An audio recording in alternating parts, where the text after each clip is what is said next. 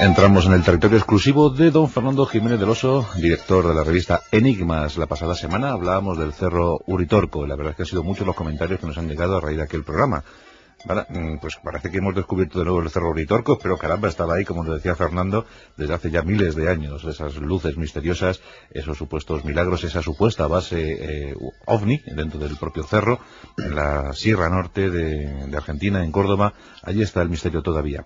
¿Qué tal, mi querido Fernando? Buenas noches. Buenas noches, Juan Antonio. Pues muy bien. Pues mira, como cada vez que vengo aquí, me siento fenomenal. Pues mira, redescubriendo, ¿verdad?, el Cerro Uritorco.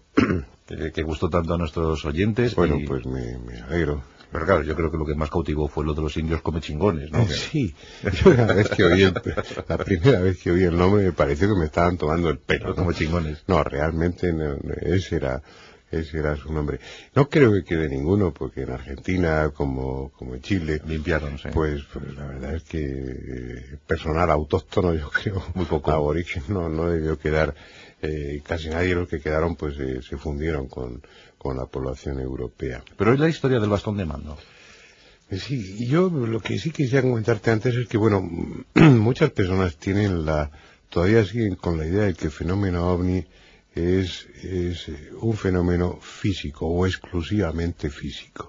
Todavía está el concepto de muchos de que el fenómeno ovni tiene que ver pues con viajes interplanetarios, con gente que por algún sistema, algún medio desconocido para nosotros y obviamente para nuestra ciencia, están en condiciones de atravesar esas enormes distancias en el universo. Es obvio que para hacer eso tienen que conocer pues atajos, ¿no?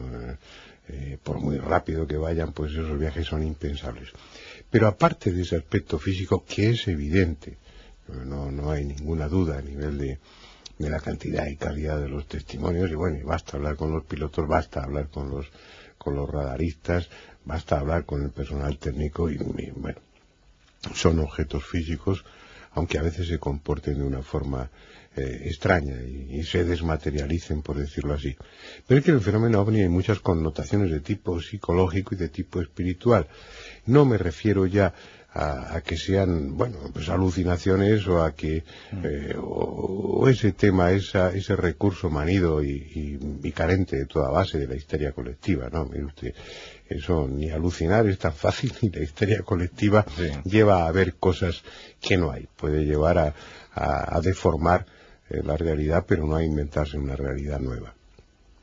Me refiero a que son muchas las personas que están en contacto con los ovnis o con los tripulantes de los ovnis, sean quienes sean, por los más diversos medios, muchos, que algo pasa para que dentro de un grupo, pues, si aparece un ovni, eso da la impresión de que esté reservado para uno de los testigos, el resto a lo mejor no lo ve, mientras que lo están viendo los del pueblo vecino, que están más lejos. Que tiene que ver, que hay una especie de resonancia o de comunicación o de comunión o de complicidad entre ese fenómeno que está allá arriba y el sentimiento de las personas.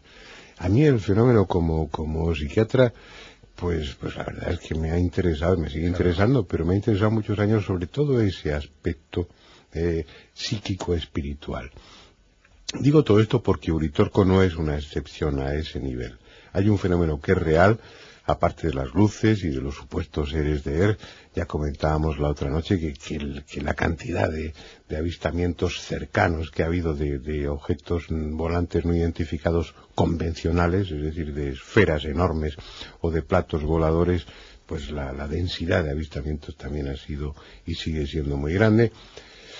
Pero está ese aspecto místico, por decirlo así, místico ufológico, llámalo como quieras, que comentábamos que tiene que ver pues con el pasado, porque ese lugar ya era para los comechingones, para los indígenas de la zona era un lugar tabú, y que tiene que ver con, según los contactados y según los iniciados, con un hito en la humanidad. Es decir, se habla de un cambio, se viene hablando hace mucho tiempo, igual que se habla de eras, y que bueno, pues que se acerca al final del Kali Yuga, de una de de los grandes ciclos hindúes. Se habla del final de una cuenta larga de un gran ciclo maya. También eso se unía al fin de un milenio. Todo eso situaba a la gente o alguna gente en la espera de un cambio drástico. Los iniciados, y al decir iniciados, obviamente entre comillas la palabra, me estoy refiriendo a gente que aparte de esos impulsos de ir hasta allí, aparte de ese tipo de experiencias o de esa búsqueda o de ese reconocimiento de unas cualidades especiales del lugar, es gente que sabe de lo esotérico, es gente que tiene una formación a ese nivel, que tiene también grandes conocimientos de historia y de filosofía y de simbolismo. Y me estoy refiriendo ahora, en este caso concreto, a un profesor ya desaparecido, profesor de universidad, lo fue de antropología y de sociología, pues en la Universidad de Buenos Aires, en la de La Plata, en la de Córdoba, un viejo masón de estos clásicos, bueno, pues no te voy a decir que filonazi, pero desde luego filogermánico, es decir, alguien muy enamorado y muy interesado en la mitología germana y del norte de Europa, y un hombre con grandes conocimientos que nadie le puede discutir, ¿no? Bueno, pues uno puede discutir sus teorías, sus hipótesis, pero no sus conocimientos.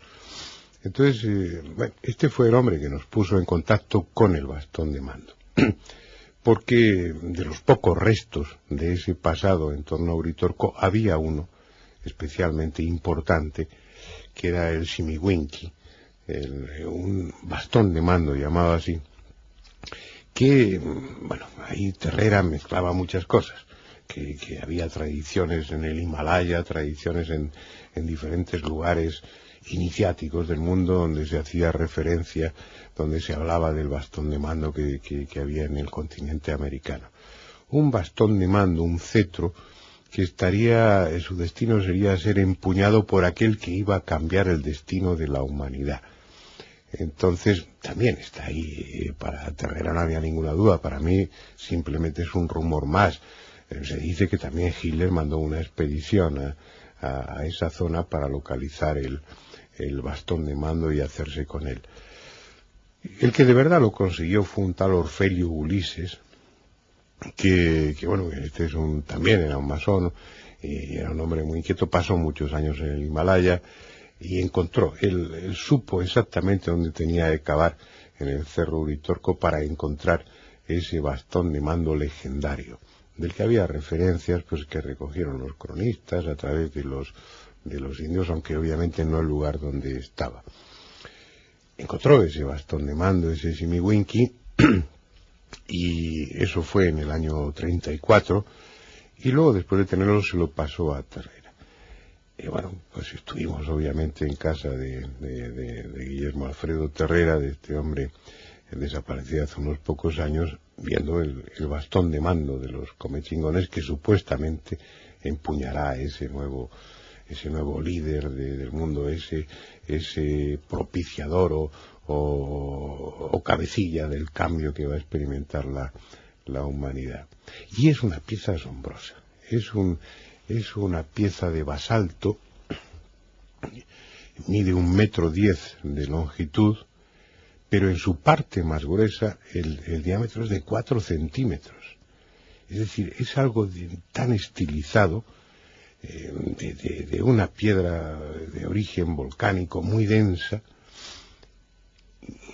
perfectamente pulido, y a uno le cuesta entender cómo gente de la edad de piedra, es decir, no había metal entonces, en la antigüedad que se le dio el bastón de mando según el Instituto de Arqueología de la Universidad de Córdoba, fue de 8.000 años. 8.000 años. Es decir, no estamos hablando de una pieza de ayer. Esa gente estaba en la de piedra cuando talló, si es que fueron los comechingones los que tallaron.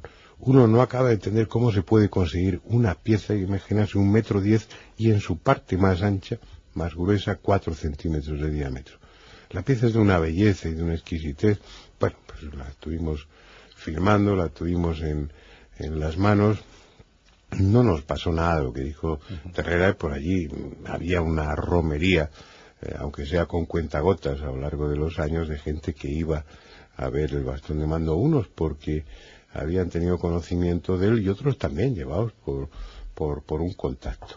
Y había pasado, pues según él, de todo, unos que entraban en trance, otros que se echaban a llorar, como si aquello irradiara una enorme fuerza. A nosotros, tal vez porque estábamos trabajando o porque somos más duros, no tanto como el bastón, pues aparte de impresionarnos, no nos pasó, no tuvimos ninguna apertura de conciencia, ni mucho menos. Es decir, ese bastón está ahí, según me contó pues Miguel Blanco, porque él estuvo hace poco tiempo ahí, ya había muerto Cabrera, era su hijo el que se había convertido en depositario del toquilítico, como llaman, del bastón de mando, y que lo tenían oculto porque habían intentado robarlo en alguna ocasión. Pero bueno, ahí está ese testimonio físico de que no sería el único. Pues insisto, el fenómeno ovni se vincula con lo místico y se vincula con los cambios que supuestamente ha experimentado y experimentará la humanidad, y se vincula también con los lugares de poder, ¿no? Pues hemos conocido cosas sobre el bastón de mando de los comechingones. ¡Ojo! Ojo, que a bueno de Fernando no le pasó nada cuando lo tuvo en sus manos. No. Tienes acorazado. Me habría gustado, no. Yo estoy deseando experimentar ese tipo de cosas, en contacto con esos objetos, pero no, aprecio su belleza, a veces me emociona, pues su antigüedad, el trabajo, el esfuerzo, la cultura, la historia y los sentimientos que impregnan el objeto, pero chicos, no hay manera. El Cerro Uritorco y sus misterios los hemos averiguado con don Fernando Jiménez del Oso. Muchas gracias, Fernando. Hasta la semana que viene. Hasta siempre. Un abrazo.